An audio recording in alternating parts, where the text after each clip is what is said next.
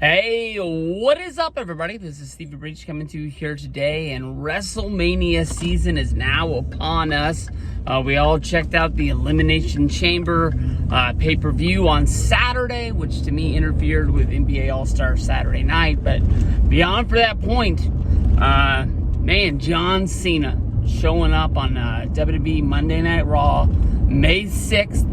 WWE, getting out in front of it and announcing that he's going to be a part of the show. I think this was a lot like how they got him back into action, even though it really wasn't a whole bunch during that him and Kevin Owens going up against the Bloodline. That being the last SmackDown of the year. It was in Orlando. I'm sure it was close to where he was.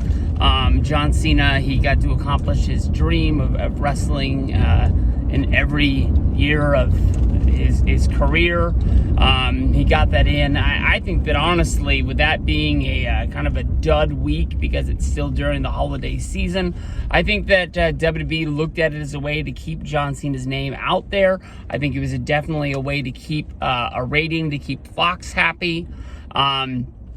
So all in all, I think all around it all ended up being pretty good. But now with Cena coming back this close to WrestleMania, honestly, it's going to kick a lot of the John Cena versus Austin Theory rumors up into action. That seems to be the match that, I'm not sure if it's the match that everybody wants to see, but I think it's the match that everybody thinks is going to happen. It first started with Austin Theory sort of kicking rocks at John Cena on Twitter, and John Cena responding. They've gone back and forth a couple of times on there.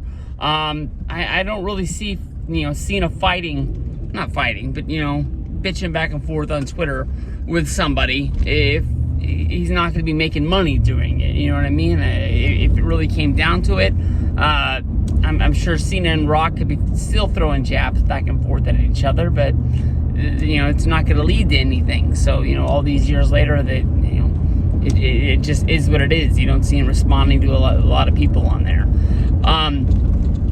To me, I think this is going to be a damn good match. Austin Theory, he kept his United States Championship. I think that it's going to show some light on this match, that people are going to care about it. John Cena, he's been United States champion before. He sort of carried that mid-card. I think that was around WrestleMania 31. Him and Rusev fought over that belt many times. I thought that it was pretty cool. It was, Daniel Bryan had the Intercontinental title at the time, and it was almost like these two guys were going to have that title, and it was exclusively going to be defended on Raw and SmackDown as well as pay-per-view. But it was going to, find a way to have a fun match, with two of their favorite guys each and every week. Bryan's injury, sort of cut that short, but Cena had one hell of a run, and he fought Seth Rollins for that belt as well. I think they had a cage match in Madison Square Garden, which was a WWE special on the network, probably back in like 2016 to 17 range, somewhere around there. So I don't think that Cena's gonna be there much after. I wouldn't even think that Cena's going to be on the Raw after WrestleMania. I think that he would hightail it out of town as soon as he can. You definitely want the Raw after WrestleMania. You want to have star power on there, but I think you want to be sort of pointing in the direction on where the company's going to be going. And I think they're going to be wanting to focus on the names that they have that'll be there on their push to SummerSlam, rather than, the guy that's not going to be on there the next week.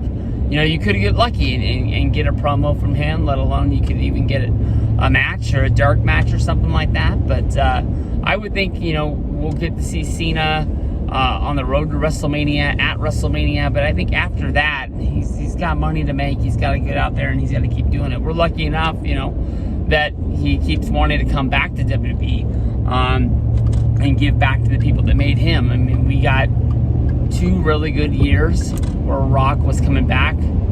I guess you could even say it was maybe 2.5. The push to WrestleMania 27 to get to 28 and then 29.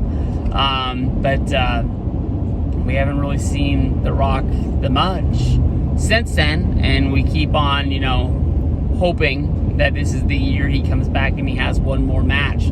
Doesn't look like we're going to get it this year, but people keep on wanting to put him in the ring against Roman Reigns. He even did it himself on Young Rock. I almost called it Little Rock. I think I gotta catch up. I think I'm like 2 weeks behind. But, he even was hyping up this match on his own TV show on NBC, saying that if him and Roman ever got in the ring, it would have to be in a match at WrestleMania in front of, millions and millions of fans. So, we'll have to see if we ever get that one. But it looks like we're going to get John Cena definitely on the March 6th edition of Monday Night Raw. And we'll have to see if we go full force into WrestleMania 39 with Cena coming back. Los Angeles. Peace out.